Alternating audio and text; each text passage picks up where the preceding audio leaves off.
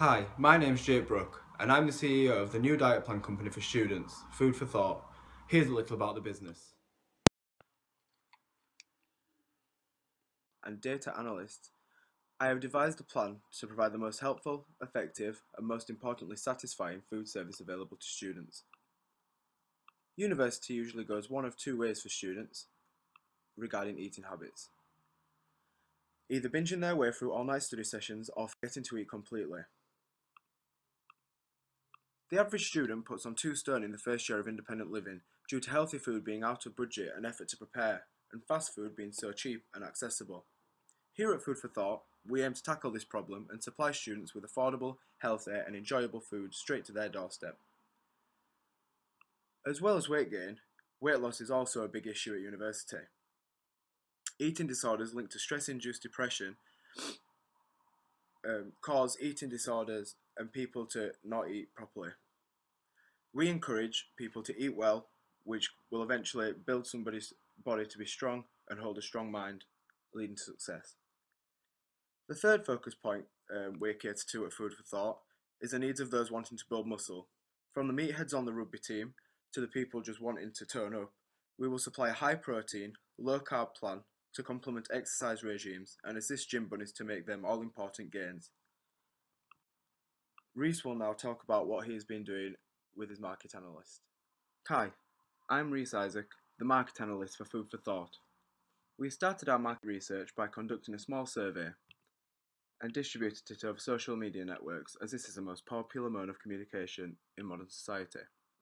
We managed to draw the following conclusions from our data and use them to formulate our business model. Our first conclusion regards target markets. Our main target market will be students, as 71.9% of people who responded to our survey were students. This is plus or minus 7.4%, as that is our error bound calculated. The statistic was drawn from the answers of people aged 19 to 24. Furthermore, we have a roughly even distribution regarding genders, so we thought to build our business plans with no biases. Our second conclusion regards pricing. We looked at ingredient prices of favourite dishes from large supermarkets, as we wanted to make sure the diet plans involved meals that appealed to our audience. From our survey, we found that Lidl and Aldi were the top 2 favourite supermarkets to shop at for students. Lidl is also second best in the country for quality and price, so we had no choice but to make Lidl our supermarket of focus for pricing. Our third main conclusion is in regards to the relevance of the business. Our main and most important question in the survey was whether or not people were happy with their diet, as if everyone was happy with their diet, we would have no target market. 64.9% of people who replied said they were unhappy with their diet. This is a great selling statistic and therefore shows we have a large target market and business could succeed. Other small conclusions we drew from our survey results were that we should include a cheat day in our meal plans, which allows the customer to eat whatever they'd like on one day, making it not as strict and easier to stick to. Our second small conclusion was have meals that require little or no preparation. As for students, this is definitely important as they're really busy doing their university work or being involved in socials, or they just can't be bothered to cook. We want to include 3 meal plans all at the same price to make sure we include as much of the target audience as possible. People who want to gain weight, people who want to lose weight, and people who want to build muscle. All previous conclusions were made using proportion analysis techniques and looking at error bounds. Other techniques, such as strata sampling, were tried, but on reflection, the results of our survey didn't fit the format needed to use these techniques. Thank you for listening to my analysis. I'm Hassan and I'm a financial analyst for our business for Food for Thought. Today I'm going to do a presentation about our financial part of our business. First of all, we need to get a loan from the bank, which is £10,000 with the official UK interest rate, which is 8%.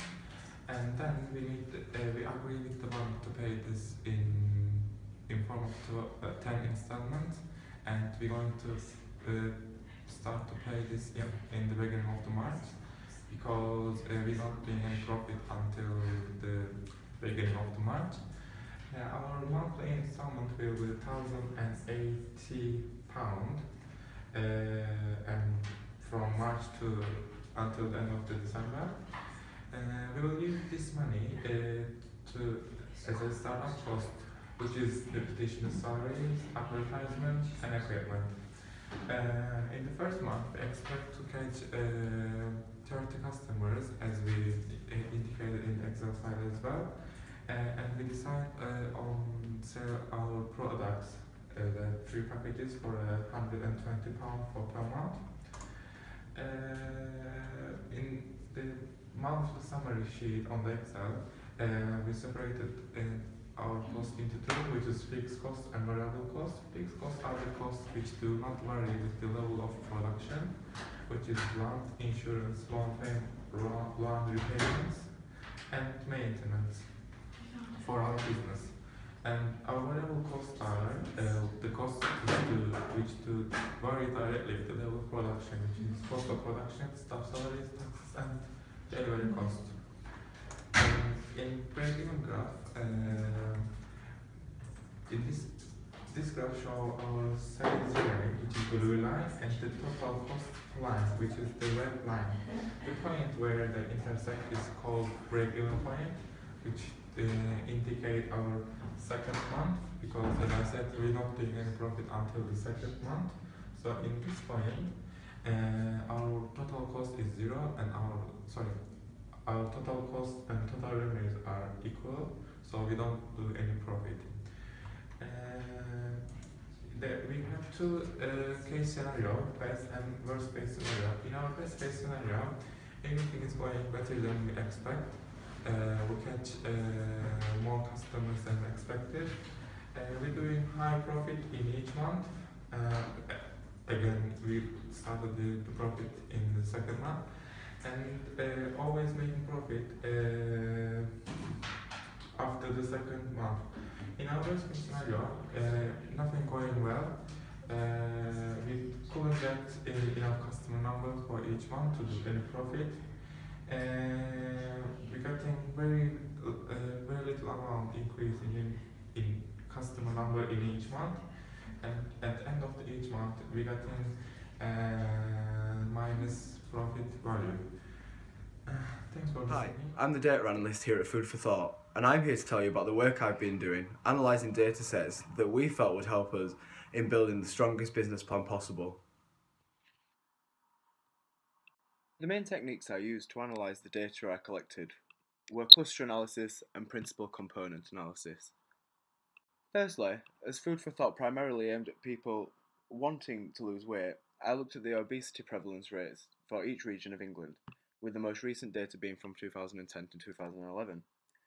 The results showed a clear north-south divide, with the north having a higher obesity prevalence than the south.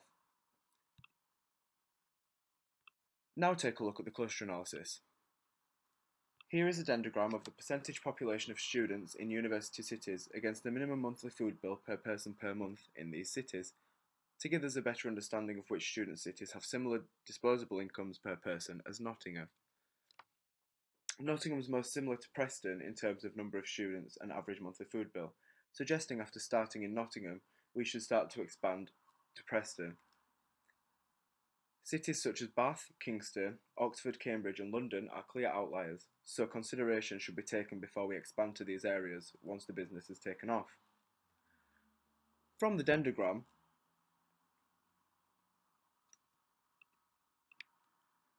and the table of percentage of obesity prevalence in England, we see it is better to begin in the north of the country, as it seems more people want to lose weight as there is more obesity, and northern cities are more similar to Nottingham in terms of percentage population of students and disposable income. Now we go to the principal component analysis. Firstly, we have a scree plot showing variance in datasets, with component 1 being the percentage population of students, and component 2 being the average monthly food bill. Component 1 has proportion 55% and component 2 has proportion 45%. So component 1 explains more variance than that of proportion 2. Now the score plot. The score plot shows each city plotted as a point. The plot shows more of a cluster of points in the middle and outliers around the edge. Again, we can rule out the outliers, which are places such as Bath, Kingston, Oxford and Cambridge. The loading plot of the two components should be at 90 degrees.